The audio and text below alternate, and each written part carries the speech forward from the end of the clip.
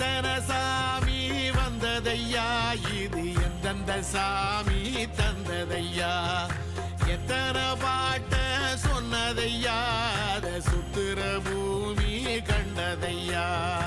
அடிச்சு வீசும் காத்துலையும் அந்த தகப்பனாச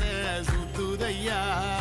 பிடிச்சு பூக்கும் வேதையிலும் ஒரு வம்சத்து கதையே உள்ளதையா,